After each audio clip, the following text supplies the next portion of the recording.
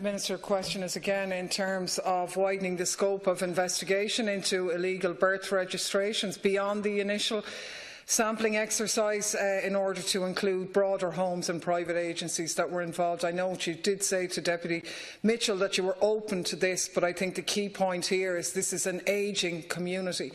There needs to be an urgency now in carrying out this exercise, and it absolutely has to be extended to include all, not just a sample.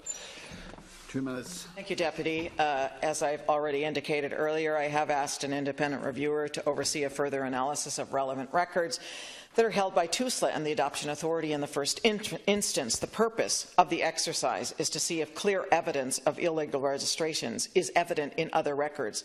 The first meeting to commence this process took place yesterday, and I expect this analysis to be completed 4 months from now, or when I say now, I mean, but when it actually initiates. I know they're finalizing methodological issues. Given the volume of records involved, in my view, we must first judge the likely incidence of cases that can actually be identified through this analysis. I will then be in a position to judge next steps. The records, which are not in the custody of either TUSLA or the Adoption Authority, cannot be included in the analysis at this stage, as the state does not have possession of them. The Adoption Information and Tracing Bill of 2016 is the statutory mechanism necessary to bring these records, estimated at about 50,000, into the custody of the Adoption Authority. I'm meeting colleagues from both houses this afternoon, as you're aware, in order to explore how we can progress the legislation as soon as possible. The extent to which children were simply placed with couples and their birth registered as if they had been born to them is but one major issue that we need to examine. The work of the Mother and Baby Homes Commission of Investigation will also be important in dealing with a range of other adoption-related issues and matters.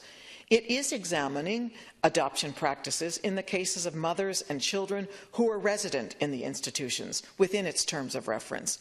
The Commission is also required to examine the interaction of mother and baby homes with other institutions, organizations, and individuals who had involvement with children from these institutions. For example, it is examining the practices and policies within adoption societies involved in the placement of children from these institutions, and I think that will provide important insight into any potential irregularities or illegalities that are involved. So I want to get to the truth. I believe that the further analysis, which has commenced, together with the ongoing work of the Commission, will be extremely important in terms of our initial steps. As I said earlier, I am open to further Daly steps. Is 1 minute. Yeah, I suppose the difficulty here is that there's actually sadly nothing new in the recent revelations. In fact, the knowledge of the incidence of criminal illegal registration of births has been known by Irish society for a very, very long time. And I suppose one of the points that I think has to come out of an extension beyond a scoping exercise is the huge numbers of people who are involved in that. That's not speculation. That evidence is known. I mean, yesterday's Examiner piece by Conall O'Flaherty, 748 cases on top of the 126. The knowledge that existed in adoption, the Adoption Authority of Ireland, which it gave to the Health Committee in 2014, which said thousands of illegal adoptions at that stage. And it can't be just a lottery for the people at the centre of this, that maybe their sample will be one of the ones that get picked and that they get an answer. There may be people out there who don't even know that they require an answer. So we do need to be extensive, because we know that there are potentially very many larger numbers involved in this, and they obviously and have long gone beyond St Patrick Guild and some of the other things. I think as well the records have been known for a long time as well, that we needed to secure those records, so that has been known as well. So I think the key points here are to stress the urgency with the Minister and indeed the need to extend.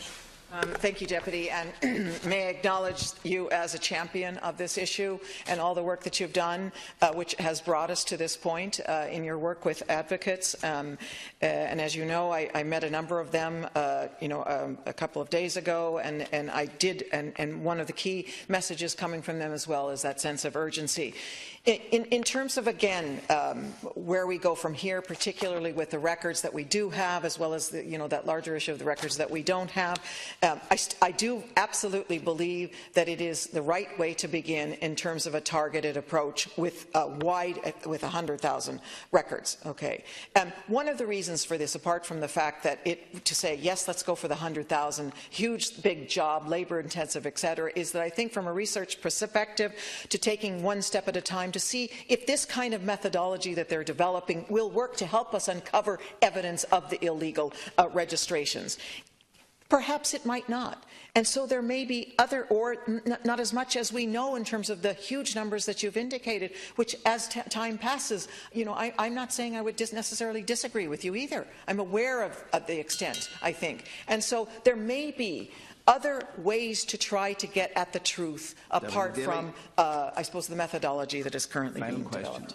Part of the scoping, and we obviously will discuss it later on this afternoon, and I'm sure everybody's input will stress the urgency in that regard. But in the interim, you're dealing with older and vulnerable people who don't have, in some instances, maybe months or years to wait for that. So in that sense, I think the expertise of people like Sharon Lawless, who've developed the programme Adoption Stories on TV3, people like this with very little resources but with an open heart and a will to get answers through DNA testing and so on, have been able to give people answers when in other quarters they were told there was no information to be had.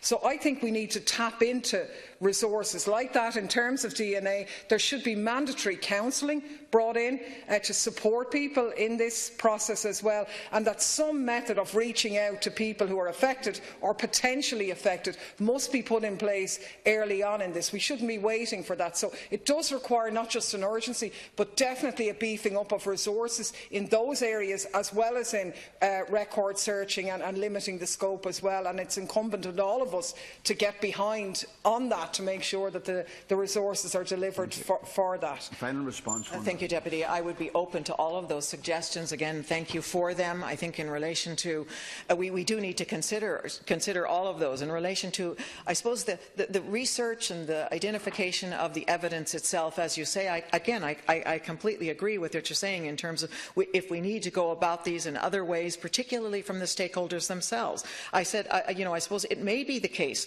that following the initial 4 months of using the methodology, if little emerges, that we may need to consider a different approach to reviewing the files. And in fact, you know, engagement with stakeholders could be critical. For example, at the meeting I held with the stakeholders, and you know this because you've spoken with them as well, a number of related issues and concerns were raised as follows: falsifying addresses and dates of birth and birth mothers, the potential importance of baptismal records, the use of obviously false addresses on records, and the potential to identify trends. So to follow up on information such as this, to seek further information from these persons and organizations who are very familiar and experts themselves, may be in fact a more appropriate way to go about this kind of research, as well as, subsequent to my announcement, a number of people are contacting me and saying that they suspect they were illegally registered as well, to take on board those people's and those questions as well as part of our research in terms of moving forward.